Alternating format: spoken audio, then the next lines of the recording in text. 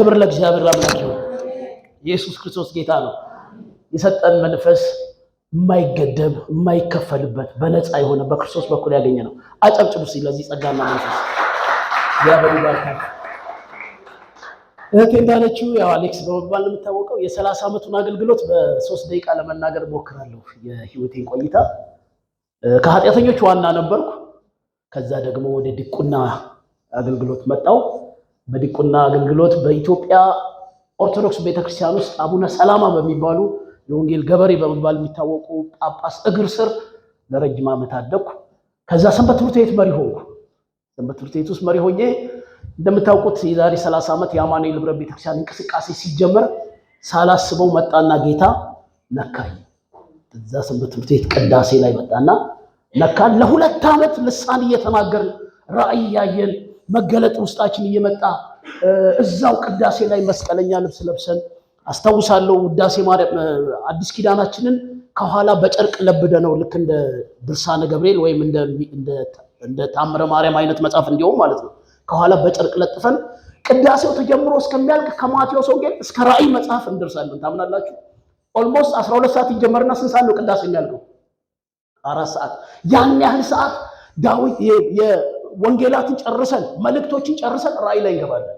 ራእይ ያኔ በጣም ስለሚከብደን ወደዛ አንገባም። ብዙ የሚያስፈሩ ነገሮች ስላሉ ልክ እዛ ጋር እንቆማለንና ለ2 ዓመት በዚህ ሁኔታ ቀጠልን። መጨረሻ ላይ በጣም መገፋቱ በዛ ወጣን። ከወጣን በኋላ እንግዲህ እንደምታውቁት ከጴንጤዎች ጋር ተቀላቅለን እኛም ጴንጤ ሆን። ባለፉት 30 ዓመታት የዲፕሎም ትምህርት ተምሬያለሁ። እግዚአብሔር ረድቶኝ በቲዮሎጂ ትምህርት በታሽቶ ኮሌጅ ፒኤችዲ ነው ያለኝ። ታውቃላችሁ፣ ያው ታሽቶ ኮሌጅ የምናልፍበት እሱ ፒኤችዲ ነው ያለን እውቅናው። ከዛ ባሻገር በጢሞቴዎስ ናዝሬት ላይ ደግሞ ዲግሪ እንደዚሁ ይዣለሁ። ጌታ ረድቶኝ በኢትዮጵያ አማኑኤል ህብረት ቤተክርስቲያን። አሁን ደግሞ በዚህ ዓመት የማስተርስ ትምህርቴን በሊደርሺፕ ይዣለሁ። ይቀጥላል ገና። አሜን በሉ። በፒያሳ አማኑኤል ህብረት ቤተክርስቲያን ለ5 ዓመት ማስተር አድርጌያለሁ። ወደ አዲስ አበባ ከመጣሁ በኋላ ክፍለ ሀገር ላይ 6 አጥቢያዎች ላይ እግዚአብሔር ጸጋውን አብዝቶልኝ ለመመስረት ችያለሁ። በእግዚአብሔር ጸጋ ድካሜን እየረዳኝ እያገዘኝ ማለት ነው። እና ወደ አዲስ አበባ ከመጣሁ በኋላ ግን ፒያሳ ላይ በጣም ስራ ሰርተናል። ያው ከሜክሲኮ አማኑኤል ህብረት ቤተክርስቲያን ጋር እንደምታውቁት ኮሪደር ሲመጣ ግን ሁሉን ነገር ረሚ ማድረገው እና ሌላ ቦታ ለመያዝ አሁን ድርድር ላይ ያለነው። አይ ሆፕ እናገኛለን። በዚህ ሁኔታ መሀል ያለው ጀሞ አካባቢ ላይ ፉሪ አካባቢ ላይ እኔ ፕላንቴሽን ላይ ነው የምሰራው። አዳዲስ ቸርቾች ላይ እንደዚህ ጉባኤ ሰጣችሁ ተቀመጥ ብትሉኝ ያመኛል። በግድ ነው ሰዎች ሰብስበው ይዘው ቢሮ ውስጥ የሚያስቀምጡኝና ከአዳዲስ ነፍሳት ጋር ነው ብሯሯጠው። አሜን በሉ እስኪ። የለማ እንደዚህ አሁን እዚህ የሚጨበጨብበት ቦታ ላይ ነው ብዙ ሰው የሚራቆተው። እኔ አዳዲስ ሰዎች ያሉበት ቦታ ላይ ነውና ጀሞም አካባቢ እንደዚሁ አማኑኤል አሁን ያለችው አማኑኤል እንድትጀመር ምክንያት ሆኛለሁ ለ2 ዓመት። እንደገና ወደ ወርቁ ሰፈር ደግሞ እንደዚሁ ለሳሪስ አማኑኤል የሰጠኋት ህብረት አለች። እዛም እንደዚሁ አንድ ቤተክርስቲያን ህብረት ከአርሲ ነገሌ የመጡ ወገኖች ፕላንት ያደረጓት ህብረት አለች። እዛችሁ ውስጥ ለ1 ዓመት ሰርቻለሁ። አሁን ደግሞ ወርቁ ሰፈር ማሞ ሰፈር የሚባል ታውቃላችኋል? ወደ ሳሪስ አካባቢ እዛ ጋር ደግሞ ሰዎች ግቢ ሰጥተውን ጀምረናል። ይቀጥላል ገና። አሜን ነው ወይ? በዚህ መሀል እንግዲህ አማኑኤል ህብረት ቤተክርስቲያን ያው እየሰፋች ስለሆነ ከ18 19 በላይ በአዲስ አበባ ላይ እንዳሉ ታውቃላችሁ። ከ19 አጥቢያዎች በላይ ናቸው አዲስ አበባ ከተማ ላይ ያሉትና በዚህ ውስጥ አንዷ የእናንተ ቤተክርስቲያን ነች። ዛሬ ከእናንተ ጋር እግዚአብሔርን ጸጋ አካፈላለሁ። ብዙ ጊዜ የምታወቀው ቃሉን ስበክ በሚል ነው። የእግዚአብሔርን ቃል በመስበክ በጣም አምናለሁ፣ በማስተማር አምናለሁ። በሁለተኛ ጢሞቴዎስ ምዕራፍ 4 ላይ የወንጌል ሰባኪነትን ምን አድርግ ነው ያለው። በቃ ስራችን እሱ ነው። ነጋዴነት አይደለም፣ ሸቃጭነት አይደለም፣ ሰባኪነት ነው። ይሄን አምናለሁ። ይሄ ነው መርሄ። ሊሞት ጥቂት ቀናት በቀሩት ሰዓት ላይ ለጢሞቴዎስ መመሪያን የሰጠው ኑዛዜን የሰጠው ሰባኪነትን ስራ አድርግ፣ አገልግሎትን ፈጽም፣ ቃሉን ስበክ፣ ዝለፍ፣ ከዛስ ገስጽ፣ አስተምር። ይሄ መርሄ ነውና ዛሬ ግን የምገለጠው እናንተ ጋር በዚህ ሳይሆን በሁለተኛ ቆሮንቶስ ምዕራፍ 4 ላይ ባለ የመጽሐፍ ቅዱስ ክፍል መታከትን በሚያስወግድ አትታክት በሚል የእግዚአብሔር መልእክት ወደ እናንተ መጥቻለሁ። ከጎናችሁ ያለው ሰው ያዙና አትታክት በሉ። ሃሌሉያ። ሁላችንም ቆመን ቃሉን እናነባለን። ቃሉን ከማንበባችን በፊት ግን እየዘመርን የእግዚአብሔር መንፈስ አንድ ድምፅ ወደ እኔ አምጥቷል። እሱን እናገራለሁ። ቁሙና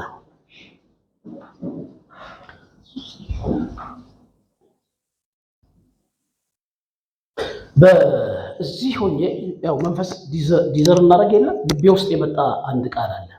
ምን ይላል? ማርቆስ ወንጌል ምዕራፍ 6 ላይ ነው ያለው ይሄ ቃል 6:35 ላይ ወዲያውም ህዝቡ ሲያሰናበት ሳለ ደቀ መዛሙርቱ በታንኳ ገብተው ወደ ማዶ ወደ ቤተ ሳይዳ እንዲቀድሙት ግድ አላቸው። ካሰናበታቸው በኋላ ሊጸልይ ወደ ተራራ ወጣ። በግድ ገፋቸውና ሂዱ አላቸው። አንድ ሚሽን አለው ማለት ነው። ገፋቸው፣ ግድ አላቸው። አንዳንዴ ግድ ብሎ ወደማትፈልጉት ሁኔታ ውስጥ እግዚአብሔር ሲመራችሁ ተመሩለት። የሚመችም የማይመችም ሁኔታ ውስጥ በግድ ይገፋችኋል ለትምህርታችሁ። አሜን በሉ። ጌታ በግድ ምን ያደርጋል ታውቃላችሁ? እንደሚያስገድድ ይሄን ባህሪ ነው። በዚህ አቅጣጫ ወቁት። በግድ በግድ በሉ ወቀት በግድ ገፍቶ አንዳንድ ሁኔታዎች ውስጥ ይከተላል። ግድ አላቸው። ከዛ በመሸም ጊዜ ታንኳይቱ እርሱ ካሰናበታቸው በኋላ ሊጸልይ ወደ ተራራ ወጣ። በመሸም ጊዜ ታንኳይቱ በባህሩ መካከል ሳለች እርሱ ብቻውን በምድር ላይ ነበረ። ነፋስ ከወደ ፊታቸው ነበርና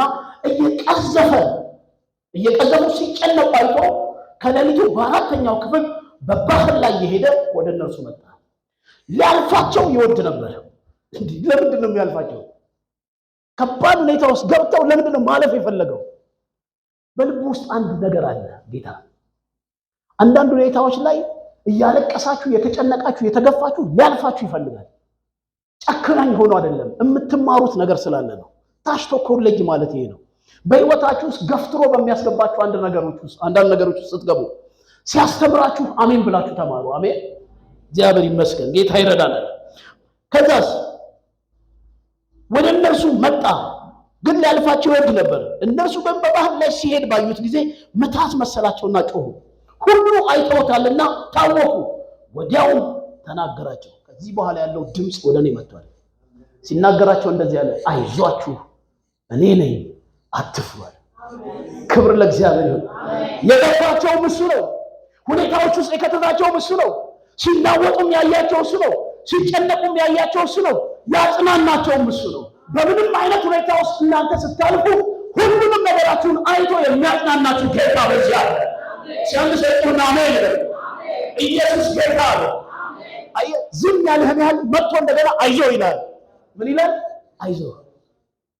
ለዚህ አጥቢያ መልእክት አለኝ ከእግዚአብሔር ሰምቻለሁ። አይዟችሁ እኔ ነኝ አትፍሩ ይላል የሠራዊት ጌታ እግዚአብሔር። ክብር ለእግዚአብሔር። ኢየሱስ ምን አለ? አይዟችሁ እኔ ነኝ አትፍሩ። አልተጻፈም እንጂ ደቀ መዛሙርቱ ያናወጥከው ማዕበሉን ያስነሳው በአየር ላይ መታት መስለ ያልከው ብዙ ጥያቄ አላቸው። ግን የጌታ መልስ እንደዚህ ነው፣ አይዟችሁ እኔ ነኝ አትፍሩ። ክብር ለእግዚአብሔር ለአምላክ።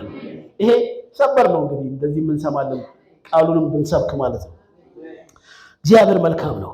ወደ ሁለተኛ ቆሮንቶስ ምዕራፍ 4 ወደ ዛሬው መልእክቴ እንሄዳለን። ከዛ በፊት ግን እንዳላስቸግር አንድ ዲያቆን ወደዚህ ይመጣና ልጆቼ እዚህ እናንተን ለማየት ሁለት ልጆች አሉኝ። ባለ ትዳር ነኝ። ሁለት ልጆች አሉኝ። አንድ የ16 ዓመት ልጅና የ12 ዓመት ልጆች አሉኝና አገልግሎት ስላለባቸው ነው የልጆች አገልግሎት የዘገዩት። ከኔ ጋር ሊመጡ ነበር። ስለዚህ ምናልባት ከደወሉ እንዳይረብሹኝ አንድ ዲያቆን ወደዚህ ይመጣና ስልክ ልስጥ። እሺ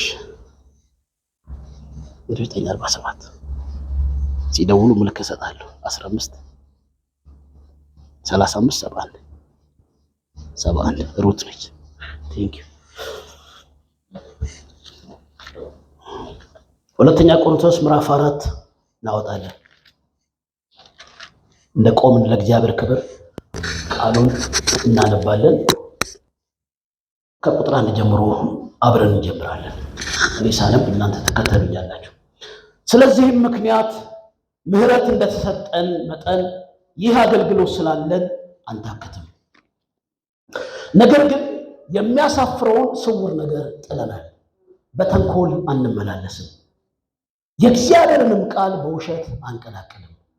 እውነትን በመግለጥ ግን በእግዚአብሔር ፊት ለሰው ሕሊና ሁሉ ራሳችንን እናመሰግናለን። ወንጌላችን የተከደነ ቢሆን እንኳን የተከደነባቸው ለሚጠፉ ነው። ለእነርሱም የእግዚአብሔር ምሳሌ ሆነው የክርስቶስ የክብር የወንጌል ብርሃን እንዳያበራላቸው የዚህ ዓለም አምላክ የማያምኑትን ሐሳብ አሳወረ። ክርስቶስ ኢየሱስ ጌታ እንደሆነ እንጂ ራሳችንን አንሰብክምና። ስለ ኢየሱስ ራሳችንን ለእናንተ ባሪያዎች እናደርጋለን። በክርስቶስ ፊት የእግዚአብሔር የክብሩ ዕውቀት ብርሃን እንዲሰጥ በልባችሁ ውስጥ የበራ በጨለማ ብርሃን ይብራ ያለ እግዚአብሔር ነውና። ነገር ግን የኃይሉ ታላቅነት ከእግዚአብሔር እንጂ ከእኛ እንዳይሆን ይህ መዝገብ በሸክላ ዕቃ ውስጥ አለ። በሁሉ እንገፋለን እንጂ አንጨነቅም፣ እናመነታለን እንጂ ተስፋ አንቆርጥም፣ እንሰደዳለን እንጂ አንጣልም፣ እንወድቃለን እንጂ አንጠፋም። የኢየሱስ ሕይወት ደግሞ በስጋችን ይገለጽ ዘንድ ሁልጊዜ የኢየሱስን ሞት በስጋችን ተሸክመን እንዞራለን። የኢየሱስ ሕይወት ደግሞ በሚሞት ስጋችን ይገለጽ ዘንድ እኛ ሕያዋን የሆንን ከኢየሱስ የተነሳ ዘወትር ለሞት ታልፈን እንሰጣለን። ስለዚህ ሞቱ በእኛ ሕይወቱ በእናንተ ይሰራል። ነገር ግን አመንኩ ስለዚህም ተናገርኩ ተብሎ እንደተጻፈ ያው አንዱ የእምነት መንፈስ ስላለን እኛ ደግሞ እናምናለን፣ ስለዚህም እንናገራለን።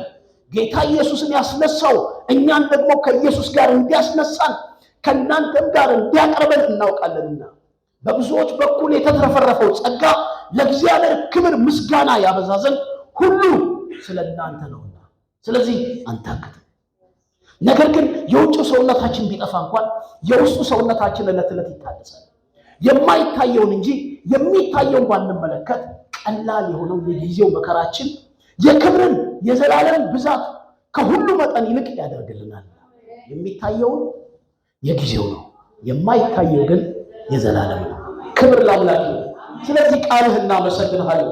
ቃልህን ልከሃል፣ እኛም ተፈውሰናል። ክብር ለስምህ ይሁን። ቃልህን በላሁት እንደማንም ጣፈጠኝ እንዳለ የሚጣፍጥ ቃል በዚህ ስለምታካፍለን እናመሰግናለን። በመገኘትህ በአብሮነትህ እንደጎበኘህ እንደባረከን አሁን ደግሞ በቃል መገለጥ አስደንቀን። ማንም ሰው በዚህ ቃል ሳይነካ እንዳይወጣ ጸልያለሁ። መቆረጥ ያለበት ነገር ይቆረጥ፣ መፈወስ ያለበት ነገር ይፈወስ። የቃል ፍቺ ያብራ፣ ብላቴናው ጠቢባን የሆነውን ሕያዋን ያድርገን በኢየሱስ ስም አሜን። እግዚአብሔር ይባርካችሁ። ቁጭ በሉ። ሲጀምር እንግዲህ ይሄ ሰው እንዳንታክት ነው፣ አታክቱ ነው እያለ ያለው እና ሙሉን ያስነበብኳችሁ በምክንያት ነው። ቁርጥ አድርጎ ጥቅስ መውሰድ በኔ መርህ ውስጥ አይሰራም፣ ትቻለሁ። ለምንድን ነው ይሄን የተውኩት? የመጣሁበት እምነት እና አንዳንድ የስተት አስተምሮቶች የሆነ ጥቅስ ከመሃል ትንሽ ቦጭቅ አድርገው ወስደው ነው ሰዎችን የሚያሳስቱት። ለምሳሌ በኢሳይያስ መጽሐፍ ላይ የናቁሽ ሁሉ የእግርሽን ትቢያ ይልሳሉ የሚለውን ጥቅስ ለዘመናት ብጭቅ አድርገን ወስደን ሰዎችን ለማርያም ስገዱ እያልን እናሰግድ ነበር።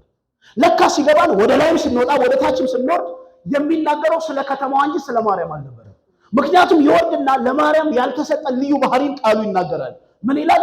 ጽዮን ሆይ ግን ደግሞ አመነዘርሽብኝ፣ በእኔ ላይ ሌሎችን ሾምሽባቸው፣ በእኔ ላይ ለሌሎች ሰገድሽልና ከተማዋን እንደተናገረ እንጂ ማርያምን እንዳልተናገረ የሚናገር ክፍል እንደሆነ እናነባለን።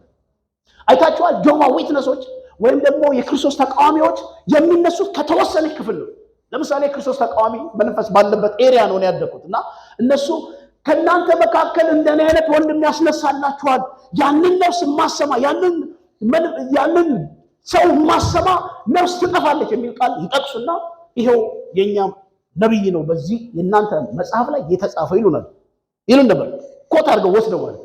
ነገር ግን ውስጥ ስንገባ ሙሴ እንደኔ አይነት ወንድም ከመካከላቸው ያስነሳል ሲል ከያዕቆብ ልጆች ውስጥ ከእስራኤል ነገዶች ውስጥ ኪዳን ካላቸው ውስጥ የተስፋ ቃል ከተገባላቸው ውስጥ እንደሆነ የሚገባን ሙሉን ስናነብ ነው። በአጭሩ ሙሉ ምዕራፍ ማንበብ ከስህተት ይጠብቃል። አሜን። ሙሉ ምዕራፍ ማንበብ ከአላጎሪ ይጠብቃል። ከተጋነነ ጤናማ ካልሆነ ስብከት ይጠብቃል። ሙሉ መጽሐፍ ሙሉ ምዕራፍ ማንበብ ስሜታዊ ከመሆን ይጠብቃል።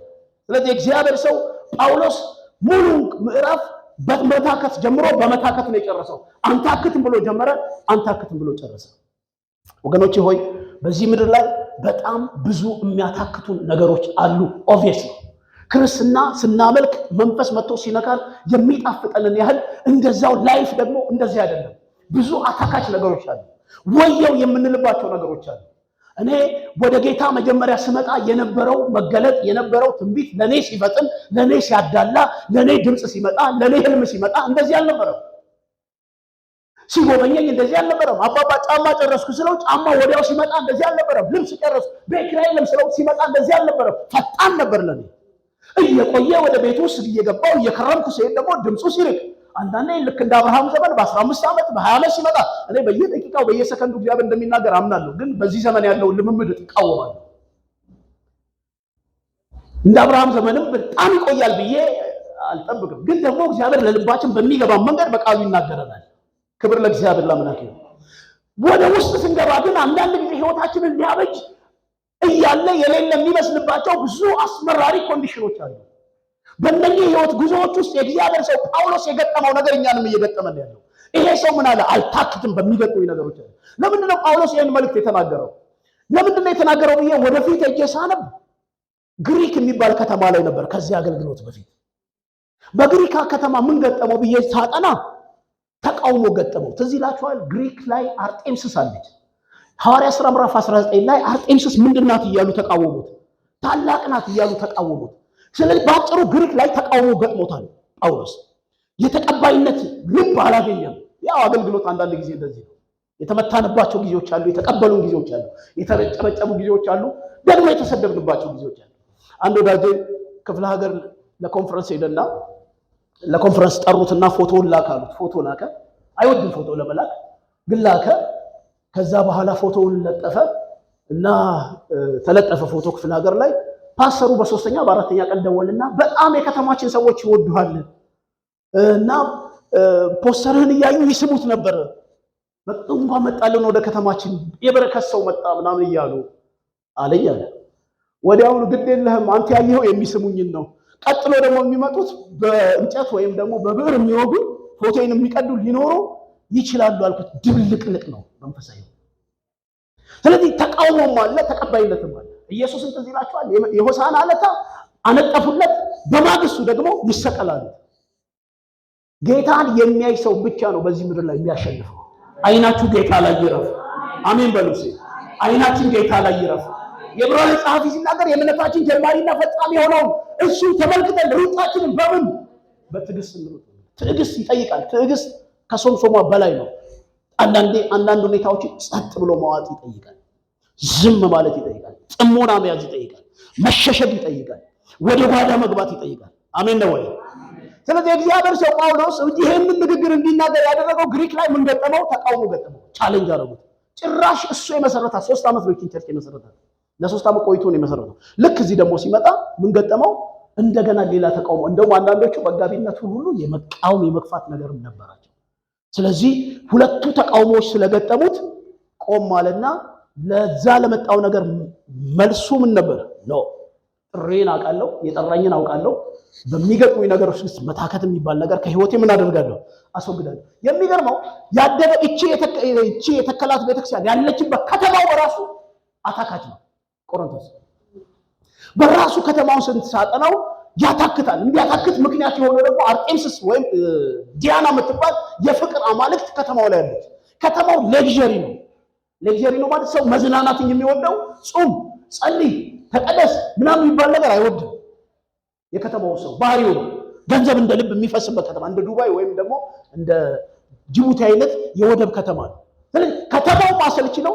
ቸርችም ላይ ያለው ነገር አለ፣ ግሪክም የገጠመው ነገር አለ። በእነኚህ ሁኔታዎች ውስጥ ሆኖ ምዕራፍ 4 ላይ ገባ። ምዕራፍ 4 ላይ ቆመና ምን አልልም አለ። እስቲ አልታክትም በሉ ባካችሁ። በሚገጥመኝ ነገር በሉ፣ በመንገዴ ላይ በሚመጣ ነገር አልታክትም።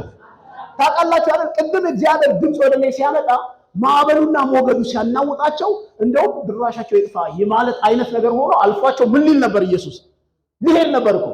ልክ የኃላፊነት ስሜት የማይሰማው እስኪመስል አይነት ማለት ነው። ስንተረጉሙ ምን ሊያስተምር እንደፈለገ እሱ ያውቃል። አንዳንድ ጊዜ ዝም ሲል የሚመጡ ነገሮች አሉ። በእነሱ ውስጥ ግን የእኛ መልስ መሆን ያለበት ምን አልልም ነው? አልታክትም። ክርስትና ጣፋጭ እንደሆነ ሁሉ ከኋላ ደግሞ ጎምዛዛ ነገር አለው። ብዙ ጊዜ ጣፋጭ ነገሮች ሰዎችን ይጎዳሉ። ለኮሌስትሮል እና ለተለያዩ በሽታዎች በፊዚካል ሴኩላር ዓለም ላይ ራሱ ለኮሌስትሮል እና ለደም ግፊት፣ ለተለያዩ የስኳር በሽታዎች፣ ለኩላሊት በሽታዎች ጣፋጭ ነገሮች ክፉ ናቸው። በተቃራኒ ጎምዛዛ ነገሮች ደግሞ ጥሩ ናቸው። መድኃኒትን አይታችሁ ጉምዝዝ ሲል ጤናማ ነው፣ ፈውስ ያመጣል። አንዳንድ ጊዜ ጎምዛዛ ወደሆነ የህይወት ስታይል ውስጥ እግዚአብሔር ሲያስገባን አብረን ገብተን ባለመታከት እንድንሄድ ጌታ ይርዳል። ከጎናችን ያለው ሰዓት አትታክት በሉ። ክብር ለእግዚአብሔር ይሁን። የሚያታክቱ ነገሮች በህይወታችን ውስጥ ይገጥሙናል። የሚያታክቱ ነገሮች ለምንድን ነው እኛን የሚገጥሙን? የእግዚአብሔር ሰዎች ስለሆንን። እግዚአብሔር ሰው ጳውሎስ ለጢሞቴዎስ በቅንነት የማያሳፍር ሰራተኛ ሆነ የተፈተነውን ማንነትህን ለእግዚአብሔር ለማቅረብ ትጋ ስለሚለው ይሄ ፈተና የእኛን ህይወት ፈትኖ አታክቶ ደግሞ እንደገና ጣም ውስጥ ከቶ አደበላልቆ አንድ ተፈትኖ የወጣ ማንነትን ለእግዚአብሔር መንግስት እግዚአብሔር ይፈልጋል። አሜን። ስለዚህ በህይወታችሁ ውስጥ የሚመጡትን የማታከት ነገሮች እንድትቋቋሙ የሚያስችል ቅባትና ጸጋ በህይወታችሁ እግዚአብሔር ያመጣል። ለምንድን ነው የማንታክተው? አልታክትም ሲል እጅ አልሰጥም ለመታከት ሲል ለምንድን ነው የማይታክተው ጳውሎስ? ለምንድን ነው እኛስ የማንታክተው? ይሄን ጥቂት ነገር ልናገራችሁ። የማንታክትበት ዋናው ምክንያት ጳውሎስ በዚህ ክፍል ሲናገር በእጃችን የገባው አገልግሎት ዘላለማዊ ስለሆነ በእጃችን ያለው አገልግሎት ከሞት በኋላ ያለ ቅድም እህቴ ስትናገር ነበር መንግስተ ሰማያት የምትባል ሰማያዊ ርስት አሳልፎ ስለሚሰጠን በዛ ሰማያዊ ርስት ውስጥ ለመኖር ያንን እየናፈቅን ያን ሀገር እየናፈቁ አልታከቱም ተብሎ ስለተጻፈላቸው ስለ ቅዱሳን ያን ሀገር እየናፈቅን አንታክትም። የተዘጋጀልን ሰማያዊ ርስትና ስፍራ እንዳለ ማሰብ አለብን። በዚህ ዘመን ከብዙዎቻችን አይምሮ ውስጥም የጠፋ ከብዙዎቻችን መድረክ ላይ የጠፋ ነገር የመንግስተ ሰማያት የሰማያዊ ህይወት ከሞት በኋላ ከመቃብር ጀርባ ህይወት እንዳለ የሚናገር ስብከት ነው የጠፋብን። ስለዚህ በዋነኝነት እንዳንታክት የሚያደርገን ሰማያዊ ርስት አለ። ለሰማያዊ ስፍራ ክብር ተጠርተናል። ክብር ለእግዚአብሔር ይሁን። ሰው በምድር ላይ ሆኖ ሰማያዊውን ነገር ካልናፈቀ ከባድ ነው። አንድ የእግዚአብሔር ሰው በደርግ ጊዜ አይ ቲንክ ዶክተር ቶሎሳ መሰለኝ የእሳቸው ምስክርነት ላይ ነው እግሬን ቶርች ተገልብጬ ነበር ገረፌ ነበረው አሉ። ከዛ የመጨረሻ የሆነ ሰዓት ላይ ራሴን ሳትኳል። በዘይት እያደረጉ ነው የሚገርፉን አሉ። አንዳንዴ ውሃ እያደረጉ አንዳንዴ ዘይት እያደረጉ ክርስቶስን እንዲተው። ከዛ የሆነ ሰዓት ላይ ራሴን ስስት በራእይ ጌታን አየሁት አሉ። ኦልሬዲ እኔ ነኝ የምመታው ግን እኔን አስቀምጠው በኔ ቦታ ኢየሱስ ክርስቶስ ገብቶ ሲገረፍ አየሁት አሉ። ይሄን የህይወት ምስክርነታቸው መስክረዋል። እዚህ ድረስ ቅዱሳንን ያስጨከናቸው ምንድነው? አገር ነው። አገር አለ። ስለዚህ ስላለን አገር አንታክትም ወገን። ያንን ለመውረስ ዳተኛ አንሆንም። በሚገጥሙን ማንኛውም ነገሮች ውስጥ ኢየሱስን የረዳ ሐዋርያትን ያገዘ ደቀ መዛሙርቱን ያገዘ ከኛ በፊት የነበሩ የእምነት አባቶችን የረዳና የደገፈ ጌታ አሻግሮ ካወረሳቸው እኛንም ያወርሰናል። በሚገጥሙን ነገሮች መንገድ ላይ አንቀርም። የኤፌሶን ጸሐፊ ምዕራፍ 4 ላይ ጳውሎስ ዴማስ የዚህን ዓለም ወዶ ተወኛል። አንተውም የሆነ ቦታ ላይ ደርሰን ወደ ፍጻሜ እንሄዳለን። የማንታክተው ዋናው ነገር እግዚአብሔር በደሙ ያዘጋጀልን ርስት አለ። የካታኮምብ ሰማዕታት ለአንበሳ በኔሮ ጊዜ እየታለፉ ሲሰጡ ፊልሙ ተሰርቷል። እውነተኛው ታሪክ በጽሁፍ ያለው በፊልም ተሰርቶ ፊልሙን ሳየው እንባ በእንባን የሆንኩት። አንዷን ቆንጆ ልጅ ከመካከል ንጉሱ አስቀራት። ኔሮ ለራሱ ሊያረከቡና አስቀመጣት። ሌሎቹን ለተራባ አንበሳ አሳልፎ ሰጣቸው። ስቴዲየም በዛ ሰዓት ታውቃላችሁ አይደል? ለኳስ ጨዋታ አይደለም የተሰራው። ክርስቲያኖችን ለአንበሳ እየሰጡ እየገነጣጠሉ ሲበሏቸው እነሱ ቺርስ እያሉ ወይናቸውን እያነሱ እያጋጩ እየጠጡ የሚደሰቱበት ነበር። አሁን ነው ዘመን ወደ እግር ኳስ ጨዋታነት የቀየረው ስቴዲየም። ስለዚህ በዛ ጊዜ አንዷን ቆንጆ ከመካከል የ16 የ17 የ18 ዓመት ልጅ አወጣና ከጎኑ አድርጎ ሁሉ ሲበሉ አሳያት። ይኸውልሽ ያንቺ ጓደኞች እንደዚህ እየተገነጣጠሉ በተራባ አንበሳ ተበልተዋል። አንቺ ለኔ ከሰገድሽ፣ አንድ ሁለተኛ የኔ ንግስት ሆነሽ ቤቴ ውስጥ ንግስና ውስጥ ከቆምሽ እነኛ አንበሶች አንቺን ከመብላት እከለክልልሻለሁ አላት። የእሷ መልስ ግን ፊልሙ ላይ እንደዚህ ነው። ንጉሥ ሆይ ወደ መንግስተ ሰማያት በመግባት እነኚህ ወገኖቼ ቀድመውኛልና ልቀቀኝ፣ ከእነርሱ ጋር አብሬ መንግስት ውስጥ ልግባ። ተበሳጨ ንጉሱ፣ ወዲያውኑ ለቀቃት። ፊልሙ እዛ ላይ ነው የሚያልቀው። እየቦጫጨቁ አንበሶች ሲበሏት የቀደሙት አባቶቻችን በሚያታክት ነገር ውስጥ እያለፉ ባለመታከት የጸኑት ሰማያዊት ኢየሩሳሌምን አይተው ነው። እኔ በጌታ በኢየሱስ ስም በዚህ ዘመን አንሱጃችሁ የሰማያዊት ርስትን የኢየሩሳሌምን ስብከት ከመድረካችን ላይ ያጠፋ ከኢትዮጵያ ምድር ላይ የተመታ ሐሳባችን ምድራዊ ሊሆን ያደረገ በኢየሱስ ስም የተመታ እንግዲህ ለምን በዚህ ምድር ላይ የሚለው ትምህርት ያጠፋ በኢየሱስ ስም የተመታ ነው። እኛ የሩቅ አገር ሰዎች ነን። ያ ተስፋ ስላለን አንታክትም በብስ በዚህ ምክንያት አንታክትም። ክብር ለእግዚአብሔር ይሁን። ጳውሎስ አልታክትም ሲል ምዕራፍ 3 ላይ ስትገቡ ስለ ብሉይ ኪዳን አገልግሎት ይናገራል። የብሉይ ኪዳን አገልግሎት የሚሻር ነው። እንደገና ደግሞ ሙሴ ፊት ላይ መጋረጃ ተደርጎ ከዛ ክብሩ ሲሄድ እንደገና መጋረጃ የሚደረግበት ነው። ይሄኛው አገልግሎት ግን የመንፈስ ነው አለ። በመንፈስ የሆነ አገልግሎት ስላለን እለት እለት መንፈስ መጥቶ ስለሚያበረታን አንታክትም፣ አንወድቅም፣ አንጠፋም። አዲሱ ኪዳን የተካፈልነው ይሄ የአዲስ ኪዳን አገልግሎት የምን አገልግሎት ነው? የብሉይ ኪዳን አይደለም፣ የመንፈስ አገልግሎት ነው። ስለዚህ አልታክትም። ትዝ ይላችኋል አንድ ጊዜ የመጨረሻው ሰዓት ላይ ጌታ ኢየሱስና ሞት ፊት ለፊት ሲፋጠጡ አባቶ ብቻ ልጅ ጽዋ ከኔ ትላል። ምን ማለት ነው? ስንተረጉመው ጽዋውን እንዳልጠጣው እንዳልሞት እኮ ነው። በቃ የመጣሁበትና የፈረምኩበትን የሞት ኪዳን ምን በልልኝ አንሳና ወይ ለሌላ ስጥልኝ ነው። አያችሁ፣ በስጋው ተፈተነ፣ ደከመው። ስጋ ለብሶ ከኃጢአት በቀር በነገር ሁሉ ለኛ የተፈተነ ነው። ግን ሞትን መጋፈጥ እዛ ጋር ትንሽ ቻሌንጅ ያደረገው ከባድ ነው። እንደውም እንደ ደም አይነት ላብ አላወ ብሎ ነው አላጎሪ ተጠቀመ እንደ ዮሐንስ እስክል ድረስ ማለት ነው። አይደለም፣ ልክ ነው፣ ተጨንቋል። እግዚአብሔር ግን የገባው ኪዳን ነው። አንተን ገድዬ ዓለምን ባዳን ይሻለኛል፣ ስለዚህ በርታ አለና የሚያበረታው መንፈስ ሰጠው ይላል። አዲሱ ኪዳን የሚያበረታ መንፈስ አለው። አሜን በሉስ። አያችሁ፣ እንዳንታክት የሚያደርገን የተሰጠን መንፈስ አለ። አባባ ስንል ኃይል ይመጣል። በራችንን ዘግተን ፊቱን ስንፈልግ ኃይል ይመጣል። በገጠሙን ተግዳሮቶች፣ ሰልፎች፣ በገጠሙን ነገሮች በርካታ ስንል ኃይል ይመጣል፣ ያበረታናል፣ እስከ ጽዮን ኢየሩሳሌም ያደርሰናል። ክብር ለእግዚአብሔር። ስለዚህ ጳውሎስ አልታክትም ሲል ዝም ብሎ አይደለም፣ በወኔ አይደለም፣ ከአድዋ በመጣ ጀግንነት ምናምን አይደለም፣ ከቀራኔው መስቀል በመጣ የመንፈስ ቅዱስ ኃይል ምን አንልም አለ፣ አልታክትም።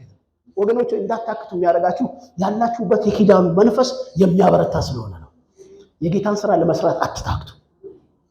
እግዚአብሔር እንዲህ ይላችኋል፣ ለመጸለይ አትታክቱ፣ ለመቀደስ አትታክቱ፣ ለመስጠት አትታክቱ፣ እግዚአብሔርን በትጋት ለማገልገል አትታክቱ፣ በሚገጥሟችሁ ነገሮች ውስጥ ለማለፍ እስከ ፍጻሜ ለመሄድ አትታክቱ። አንተ ግን እስከ ፍጻሜው ድረስ ምን በል ሂድ አይደል?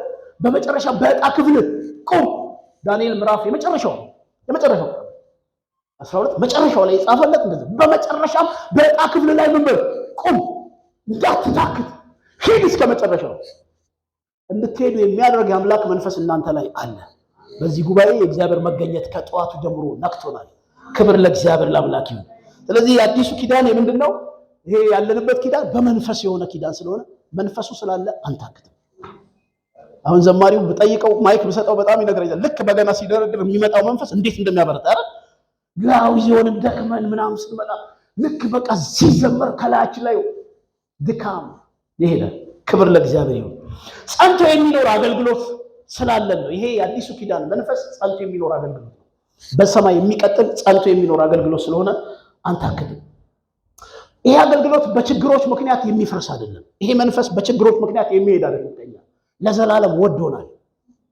በችግሮቻችን ምክንያት የሚሄድ አይደለም። የጌታን ክብር የሚገልጥ አገልግሎት ነው። ሰሚት ያደረገ ለመንፈሱ የተገዛ መንፈሱን ወደ ጓዳው እየጠራ በገጠሙት ነገሮች እልፍኙን ዘግቶ የእግዚአብሔርን ፊት የሚፈልግ ሰው ምንድነው የሚያደርገው? በሚገጥሙት ማንኛውም ተግዳሮቶች ውስጥ የማለፍ መንፈስን የመግለጥ ከዛ ደግሞ የጨለማውን ስራ የማፍረስ አቅምና ጉልበት ያገኛል። ስለዚህ የኪዳን መንፈስ በውስጣችን ስላለ አንታክትም። ውስጥን የሚፈታ አገልግሎት በብሉይ ኪዳን የለም። ብሉይ ኪዳን ውጫዊ ስርዓት ነው የሚፈጸመው። አሁን ሌሎች ሃይማኖቶች በዙሪያችን ያሉ እንደሚያደርጉት አይነት ውጫዊ ስርዓት ነው ብሉይ ኪዳን። አዲስ ኪዳን ግን ውስጥን ነው የሚፈታው። ይኸውላችሁ የብሉይ ኪዳን አገልግሎት የውጭ ነው፣ ውጫዊ ስርዓት ሃይማኖት፣ ፈሪሳዊነት። ፈሪሳዊ የተነቀፈው በውጭ አገልግሎት ስላለው ነው። ሰዱቃውያን የተነቀፉት በንግግር ምናምን ስለሚያምኑ ነው። ፈሪሳዊ ስፔሻሊ የእኛን ሀገር አንዳንድ ሃይማኖቶች ፈሪሳዊነት ይተካቸዋል። ውጫዊ ስርዓት ብቻ ነው። ጌታ ኢየሱስ ፈሪሳዊነትን ሲቃወም ምንድን ነበር ያለው? በኖራ የተለሰነ የመቃብር ድንጋይ ነው እኮ ነው ያለው። ይሄ ማለት ምንድነው? ውጭው ያምራል፣ ቢከፈት ግን የሚሸት ነገር አለ። አያት ብሉይ ኪዳን እንደዛ ነው። አዲስ ኪዳን ግን ውስጥ ነው። ስለዚህ ውስጥን የሚያበረታ ከውስጥ ቅድስና የሚጀምር ከውስጥ መንፈስ ገብቶ ህይወትን የሚለውጥ ይሄ አገልግሎት ስላለን አንታክትም። ወደ ውስጥ ነው ገብቶ ህይወታችንን የሚለውጠው። መጀመሪያ የነበረን የክርስትና ጉዞ ላይ ገብቶ ወደ ህይወታችን ለወጠና እያባበለ ወደ ምድረ በዳ አውጥቶ አንዳንዴ ምድረ በዳው ላይ ያለው ተግዳሮት ብቻችንን ያለን እስኪመስለን ድረስ ይከብደናል እንጂ ግን ጌታ በስውር እያየ እየመራን ያለው እንዳታክት የሚያደርግ መንፈስ ውስጣችን ገብቷል። አዲስ ኪዳን የውስጥ አገልግሎት ነው። ከዚህ የተነሳ አንታክትም። የኛ አገልግሎት የውስጥ ነው። በምዕራፍ 3 ቁጥር 6 ላይ የአዲስ ኪዳን አገልግሎት ሰው ተኮር እንደሆነ ነው ጳውሎስ የሚናገረው። ሰዎች ላይ ፎከስ የሚያደርግ ነው። ቁሳቁስ ላይ ፎከስ የሚያደርግ አይደለም። በሬ፣ ኮርማ፣ ዶሮ፣ እርግብ ላይ ፎከስ የሚያደርግ አይደለም። ብሉይ ኪዳን እነሱ ላይ ነው ፎከስ የሚያደርገው። አዲስ ኪዳን ግን ሰው ነው።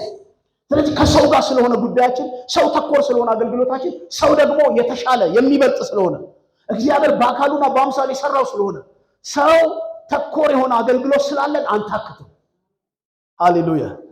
ኢየሱስ ሰዎችን ለማዳን ሩቅ ድረስ መጥቶ ሳይታክት ከሞተ እኔና እናንተ በሰጠን ጸጋ ደግሞ ሳንታክት ሰዎችን ፈልገን እናድናቸዋለን።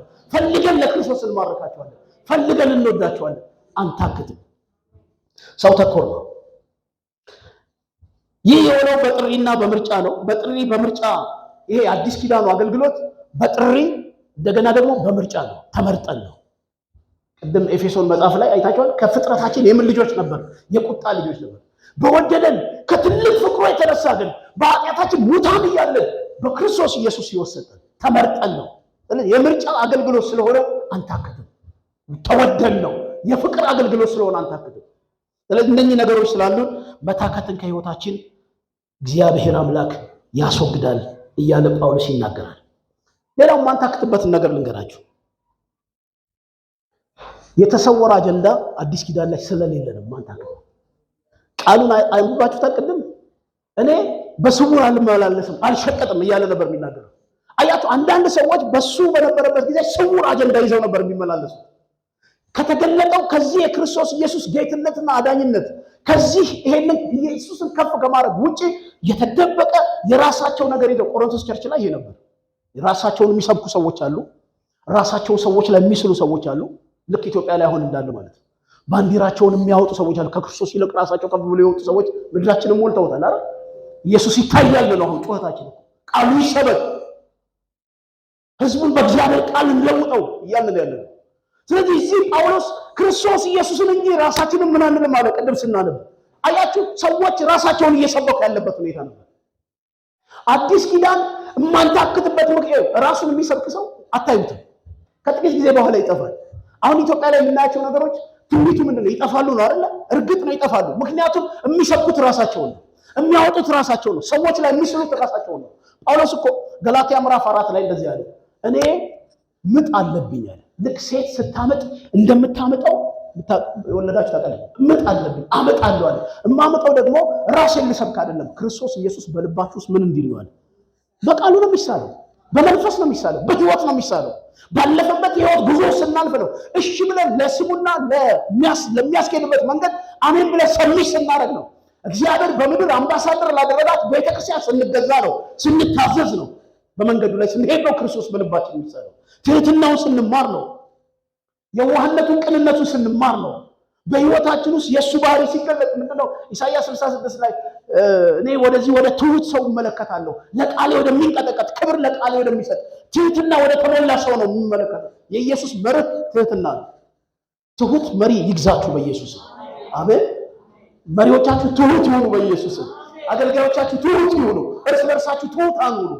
ይሄ የክርስቶስ መርህ ነው። ትሁት ሰዎች ክርስቶስን ይገልጡታል፣ ያሳዩናል። ስለዚህ ራሳችንን ስለማንሰብክ አንታክትም። የመጣው ነገር ሁሉ ያታክተናል። ራሳቸውን የሚሰብኩ ግን ራሳቸውን የሚስሉ ግን ይታክታል። ስለዚህ ማንታክትበት ምክንያት አለ ጳውሎስ ራሴን ስለማልሰብክ ነው አለ። አሳዳጅ ሆኜ አለ፣ አንገላች ሆኜ፣ ተደባዳቢ አመፀኛ ሆኜ፣ ቤተክርስቲያን አሳዳጅ ሆኜ ጌታ ግን ይሄን አደረገልኝ አለ። ስለዚህ እንዲህ አድርጎልኝ ራሴን አልሰብክም አለ። ራሴን ስለማልሰብክ አልታክትም እያለ ያለው ቃሉን እየነገርኳቸው ያሉት በተንኮል ስለማንመላለስ ነው አለ። በተንኮል አንመላለስ። በተንኮል የሚመላለሱ ሰዎች አሉ፣ ሰዎችን የሚያሰናክሉ፣ የእግዚአብሔርን ቤተክርስቲያን መሸቀጫ የሚያደርጉ፣ መነገጃ የሚያደርጉ፣ ለራሳቸው ጥቅም ህዝቡን እንትን የሚሉት። ደብረ ዘይት ላይ አንዱ ከነ ወንበሩ ሸጠው የሚል ነገር ሰማሁ በቀደም። ጥሩ እኮ አሁን ዶክተር ሆኖ አንድ የቴዎሎጂ ትምህርት ቤት ዲን ሆኗል። እና ምን ሆኖ ነው ሰው ሳይሰማ ከነ ወንበሩ በፋይናንስ በገንዘብ ለሆነ ነገር ለሆነ ቢሮ ሸጠው። አያችሁ፣ በተንኮል የሚመላለስም አለ ማለት ነው። ጳውሎስን ግራ ካጋቡ ሰዎች ውስጥ አንደኛው ተንኮለኞች ናቸው። እግዚአብሔር ተንኮለኞችን ይለውጣል፣ በመንፈሱ ይነካቸዋል። ስለዚህ እኛ በተንኮል ስለማንመላለስ፣ የእውነት በጽድቅ ስለምንመላለስ፣ ለጠራን ጌታ ስለምንመላለስ፣ ስለምንገዛ ራሳችንን ስለማንሰብክ አንታክትም። አያችሁ ማታክተው ነገር አንዱ ይሄ ነው።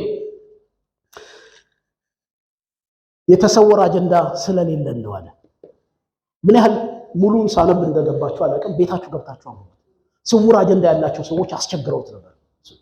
ይሄ ስውር አጀንዳኛ ጋር እኔ ጋር ስለሌለ አለ ጳውሎስ። ንጹህ ሰው ነው ጳውሎስ፣ እግዚአብሔር ይባርከው። ለዚህ ነው እኔ ቅዱስ እንደሆንኩ እናንተ ምን ሆኖ አለ ደፍሮ አለ እኮ እሱ ደፍሮ ተናገረ። መንፈስ ቅዱስ አልወቀሰውም እኮ በቃ በደንብ የኖረ ሰው ነው። ራሱን ለክርስቶስ የሰጠ ሰው ነው። ክርስቶስን በእውነት ለሰዎች የገለጠ ሰው ነው ጳውሎስ። ሄደን ከሱ ጋር እንደምንቀመጥ ተስፋ አደርጋለሁ። ስለዚህ ራሳችንን ስለማንሰብክ አንታክትም። ራሱን የሚሰብክ ይታክታል። በተቃራኒው አጀንዳዎቻችን ስውር ስላልሆኑ ክርስቶስን መግለጥ ዓላማችን የእግዚአብሔር መንግስት ከማስፋት አንጻር የክርስቶስ ኢየሱስን ወንጌል ለትውልድ ከመናገር አንጻር ስለሆነ አንታክትም።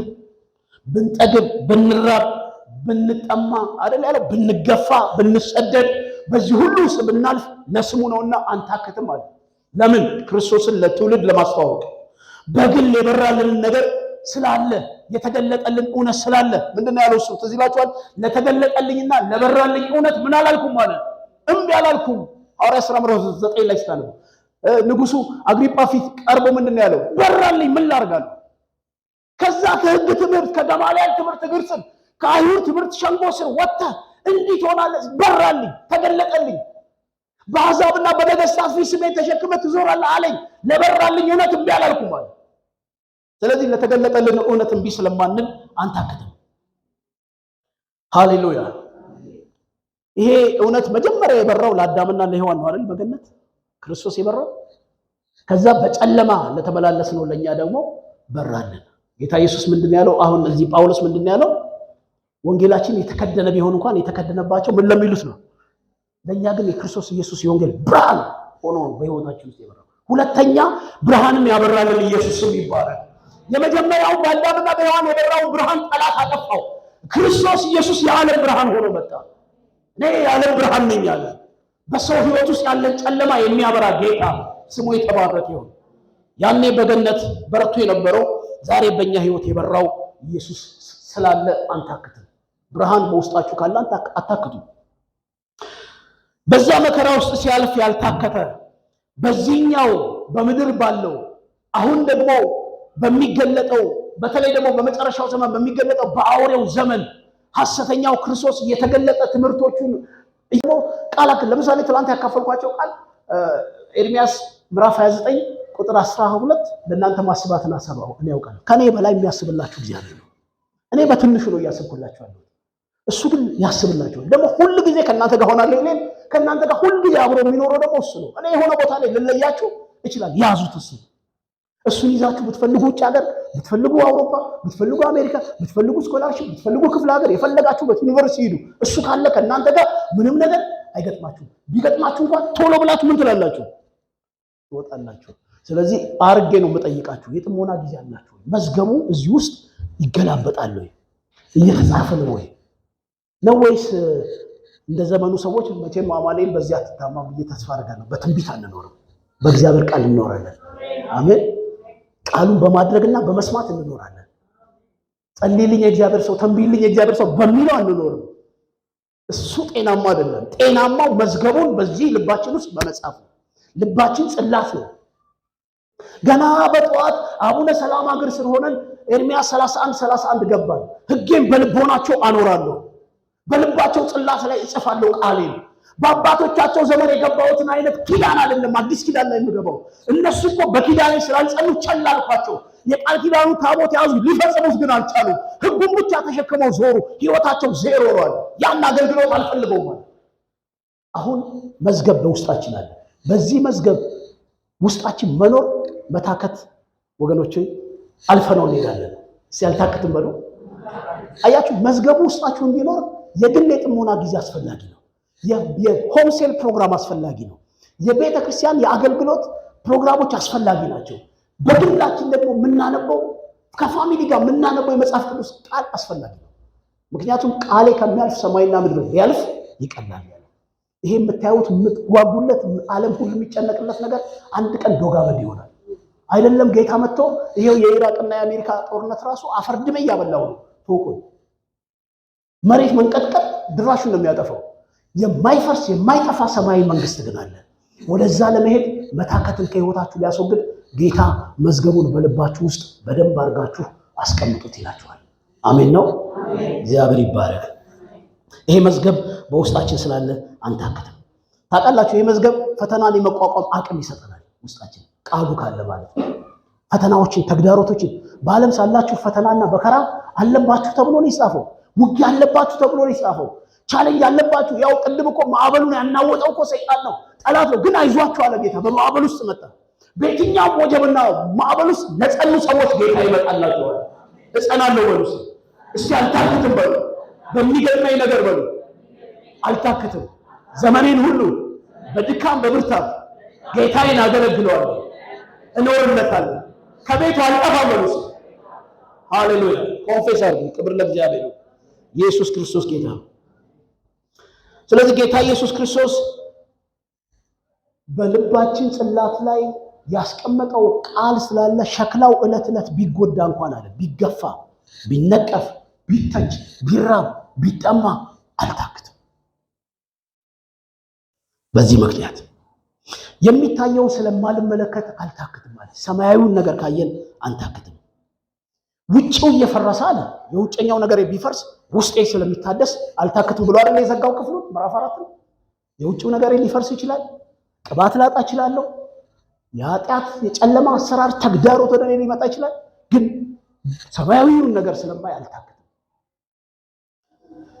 መታደሳችን የሚታየው መለወጣችን የሚታየው ከሱ ጋር ባለን ሪሌሽንሺፕ ነው። ከሱ ጋር ባለን የዕለት ዕለት ግንኙነት ነው። እኔ አንድን ሰው እዚህ ጋር አንስቼ ለ5 ደቂቃ አፍንጫና አፉን ባፍ ነው አየር ከመተንፈስ እጥረት የተነሳ ከመሳብ እጥረት የተነሳ ሰው ሊሞት ይችላል። ለመኖራችን በስጋ ለመኖራችን አስፈላጊው አየር ነው አይደል? ልክ እንደዚህ ጸሎትና የእግዚአብሔር ቃል ለመንፈሳዊ ሰዎች በህይወት መኖር ወሳኝ ነው፣ ላለመታከታቸው ወሳኝ ነው። ስለዚህ የማንታክትበት ምክንያት ይሄ ነው አለ። ክብር ለእግዚአብሔር ይሁን። አንደኛ ጴጥሮስ ምዕራፍ 1 ቁጥር 3 ያውተን የመጨረሻ ክፍል አንብቤ እጨርሳለሁ።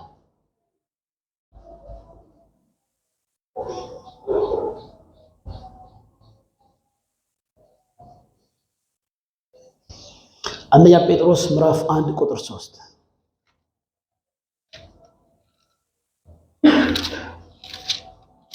ይሄ ለመጻተኞች የተጻፈ ነው፣ ለተሰደዱ ማለት ነው። በመከራው ስላለፉ ሰዎች የተጻፈ መልእክት ነው። አነባዋለሁ። ጸጋና ሰላም ይብዛላችሁ ካለ በኋላ ኢየሱስ ክርስቶስ ከሙታን በመነሳቱ ለሕያው ተስፋ ለማይጠፋ እድፈት ለሌለበት ለማያልፍ ርስት እንደ ምሕረቱ ብዛት ሁለተኛ የወለደን የጌታችን ኢየሱስ ክርስቶስ አምላክና አባት ይባረክ። ሃሌሉያ። ይሄ ርስት በመጨረሻው ዘመን ይገለጥ ዘንድ ለተዘጋጀ መዳን በእምነት በእግዚአብሔር ኃይል ለተጠበቃችሁ ለእናንተ በሰማይ ቀርቶላችኋል። በዚህም እጅግ ደስ ይላችኋል።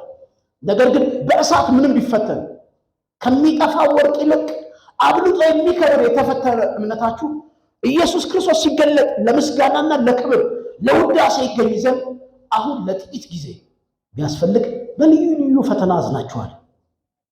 አዝናችሁም ግን እርሱን ሳታዩት ትወዱታላችሁ። አሁንም ምንም ባታዩት በእርሱ አምናችሁ የእምነታችሁ ፍጻሜ እርሱም የነፍሳችሁ መዳን እየተቀበላችሁ በማይነገርና ክብር በሞላበት ሐሴት ደስ ይላችኋል እያለ ይቀጥላል።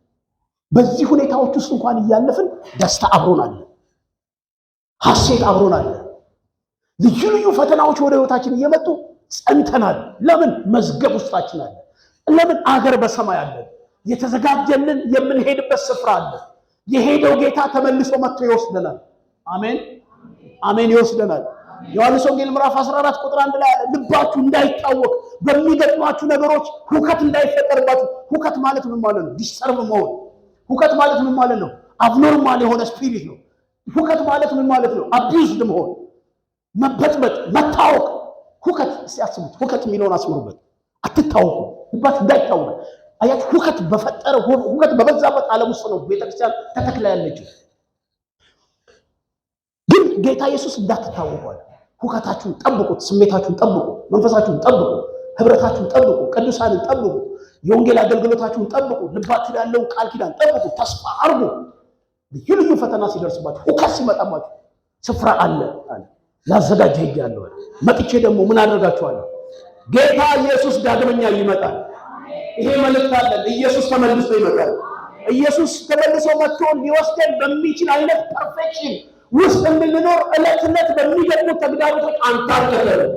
ምክንያቱም ጌታ ይመጣል። ታክቼ ሰንፌ ዘይት ከጄ አልቆ እንዲያገኘኝ አልፈልግም። ለመንግሥተ ሰማያት ታጭቻለሁ። ለምን ጫት ተውኩኝ? ለምን መጠጥ ተውኩኝ? ለምን ዝሙት ተውኩኝ? ለምን ዓለማዊነት ተውኩኝ? ለሰማያዊ ርስት ተያለሁ። ስለዚህ አልታክትም። በሚገጥሙኝ ነገሮች ውስጥ ሁሉ ዕለት ዕለት እየተነሳሁ እንደገና እየቆምኩ አምላኬን እጠብቀዋለሁ። ምክንያቱም መጥቶ ይወስደኛል። ይሄ ስብከት ከምድራችን ላይ ጠፍቷል በኢየሱስ ስም። አሁን ግን ይመጣል። ይሄ ስብከት ይሰበካል። ጌታ ይመጣል። የመጨረሻው ዘመን እንደደረሰ የሚናገሩ ብዙ ምልክቶች እንዳሉ ልነግራችሁ አልችልም። የምታውቁት ነው። ግን ተዘጋጁና ጠብቁት። ጌታቸው በመጣ ጊዜ ሲተጉ የሚያገኛቸው እነዛ ባሪያዎች ምንድናቸው? ብፁዓን ናቸው። እነሱ ናቸው የሚጸድቁት። አላውቃችሁም የሚባሉ አሉ ነው የሚለው መጽሐፍ። አላውቃችሁም ከሚለው ጠርታ እንዳንመደብ የሚያታክቱ ነገሮችን በትዕግስት እንድናልፍ ጌታ ይርዳል። ስለዚህ ጳውሎስ ምን አለ? ይህ አገልግሎት ስለተሰጠኝ አልታክትም። የቱ? የመንፈስ አገልግሎት፣ የኪዳን አገልግሎት፣ የአዲስ ኪዳን አገልግሎት፣ ኢየሱስ ያለፈበት የፈተና የቻሌንጅ የሰልፍ አገልግሎት ስለተሰጠኝ አልታክትም ብሎ ነው የጀመረው። የተሰጠኝ አገልግሎት የውጭ ነገር ቢፈርስ እንኳን በውስጥ እየታደስኩ ስለመሄድ አልታክትም። በሚገርሙኝ የዕለት ዕለት ሰልፎች አልታክትም። ወደ ፍጻሜ እሄዳለሁ። ክብር ለእግዚአብሔር ይሁን። ይህችን ተናግሬ ልጨርስ። የዕብራውያን ጸሐፊ ምዕራፍ 12 ላይ ምን አለ? እርሱ ከፊቱ ስላለው ደስታ አለ። ከፊት ደስታ አለ፣ እዛ ጋር ደስታ አለ። ያንን ደስታ ለማግኘት እዚህ ጋር የሚገጥሙትን ነገሮች ታገሳቸው ይላል። በፊቱ ስላለው ደስታ መከራን ታግሶ አያችሁ። እዛ ጋር ያለውን ለመድረስ መንግሥተ ሰማያት ለመድረስ አሁን ታገስ ይላል እግዚአብሔር። ሃሌሉያ። ቤት ውስጥ ዳር ላይ በሚገጥም ልጆች ጋር በሚገጥም ማህበራዊ ላይፍ ላይ በሚገጥም ሶሻል ላይፍ ላይ በሚገጥም አብያተ ቤተክርስቲያናት ውስጥ በሚገጥም ምድራችንን በያዘውና በተቆጣጠረው የሰት አሰራር ላይ በሚገጥም ነገር ላይ ሁሉ ምን አለ? ታገስ። ደስታ ከፊት ተዘጋጅቷል። የእምነት ጀማሪ ኢየሱስ ይሄን ሊያደርገው፣ አባታችን ይሄን ሊያደርገው ስቦ ከዛ ጨለማ ያወጣል። ከዛ ወከመ ዘከመ ከማለት ከማላዘን ሕይወት ያወጣን ጌታ እዛ ጋር ታግሶ ነው የወረሰው። ታግሼ ወርሳለሁ። በመስቀል ታግሶ በሩቅ ያለውን ሩጫውን በትዕግስት ሮጦ አሸነፈ። ያ መንፈስ በኢየሱስ ስም ያገኘን። ክብር ለአምላክ ለእግዚአብሔር ይሁን። እግዚአብሔር ሰው ጴጥሮስ በምጽአት ውስጥ ላሉ ሰዎች፣ በስደት ውስጥ ላሉ ሰዎች ነው ይሄን መልእክት የጻፈው። በልዩ ልዩ ፈተና ውስጥ የምትሆኑ ግን ያጸናችኋል፣ እስከ መጨረሻው ያወርሳችኋል፣ ትወርሳላችሁ።